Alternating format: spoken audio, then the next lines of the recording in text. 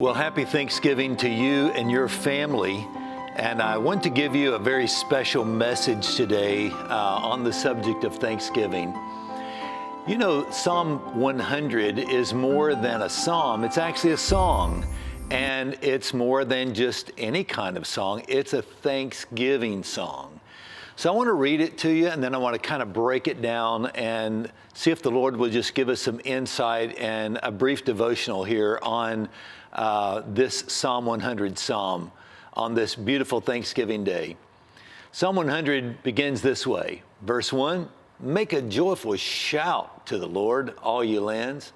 Serve the Lord with gladness and come before his presence with singing. So you can see this is joyful shouting and singing in the presence of the Lord.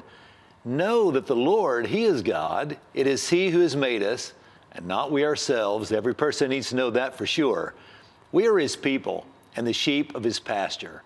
Enter into his gates with thanksgiving and into his courts with praise. Be thankful unto him. Notice the repetitiveness there. Enter his gates with thanksgiving. Now he's saying, be thankful unto him and bless his name. For the Lord is good. His mercy is everlasting and his truth endures to all generations. Well, today, hopefully, you're gathered with people that you love to celebrate this beautiful day of Thanksgiving. We typically celebrate it here in our country with food and merriment and games and sometimes football and all kinds of things that we celebrate with. But I want to take you back on a journey, not only to Psalm 100, but to the original Thanksgiving Day that started here in the United States, so that we can reminisce what Thanksgiving is really, truly all about. So he starts again by telling us to come before the Lord's presence on this Thanksgiving Day, knowing that he is God. It says that we should serve him, all the land should serve him.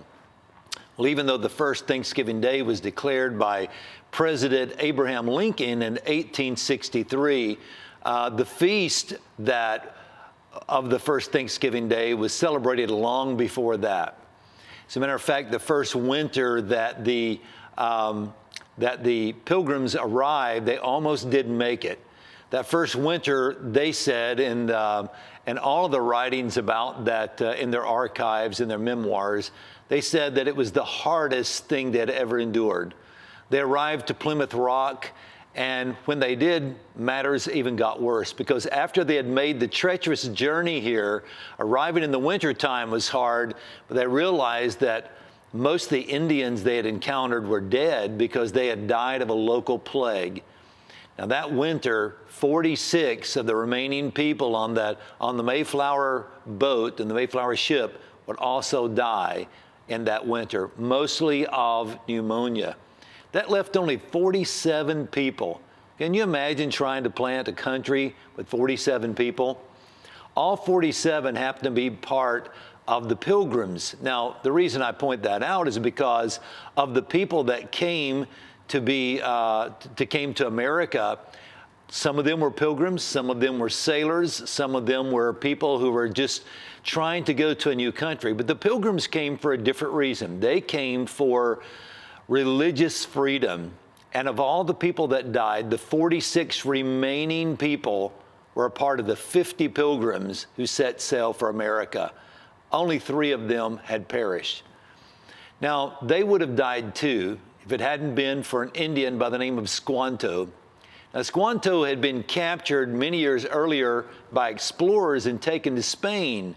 And he had escaped and gone to England, and he worked several years for a merchant there where he learned to speak English, and most importantly, he became a Christian. He decided that Christianity needed to go back to his homeland, so he went back to America, what we now call America, to take the gospel to his native tribe, only to find out that his native tribe had been wiped out by this plague.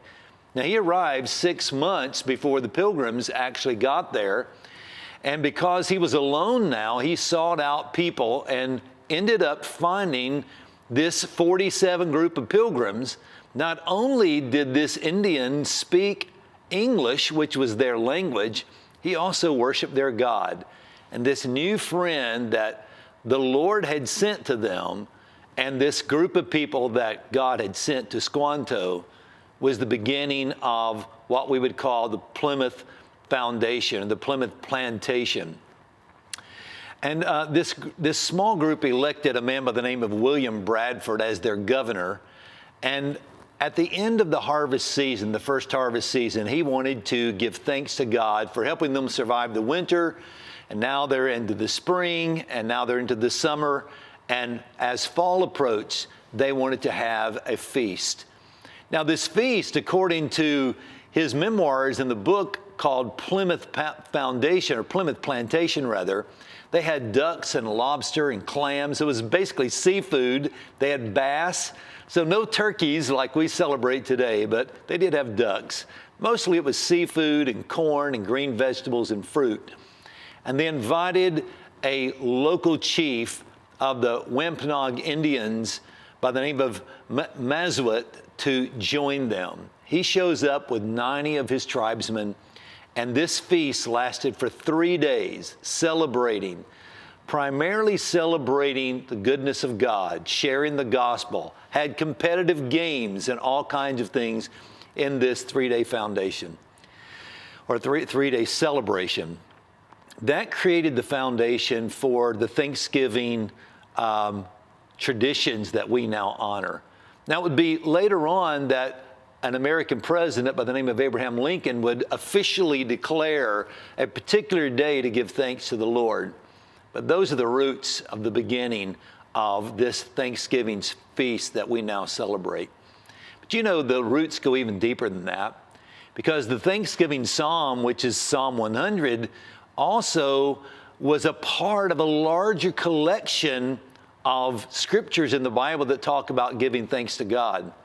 Leviticus 7 and 12 says that we bring a thanksgiving offering, and the whole passage there in Leviticus 7 is talking about bringing God a thanksgiving offering, and it sounds a lot like a Thanksgiving meal. It's cakes and wafers and oil, and mostly it's cakes made of certain things, like there had to be cakes made of unleavened bread and also cakes made of oil and flour. So the original Thanksgiving offering that God set aside was actually an offering of cake. How interesting is that? That in the Bible, they brought cakes to God as a thanksgiving. Well, in Nehemiah chapter 12, verse 31, they actually had a Thanksgiving choir, and it's called the Thanksgiving Choir because they appointed 2 choirs to sing over the dedication of the wall of Jerusalem that's being built. And so they actually stood on the wall and formed this large Thanksgiving choir and thanked God for His presence. Well, that wasn't the only Thanksgiving choir. You're going to see other Thanksgiving choirs all throughout the book of Psalms where entire groups would get together just to sing songs of thanksgiving. As a matter of fact, one of the types of praise is called the sacrifice of praise or the sacrifice of thanksgiving.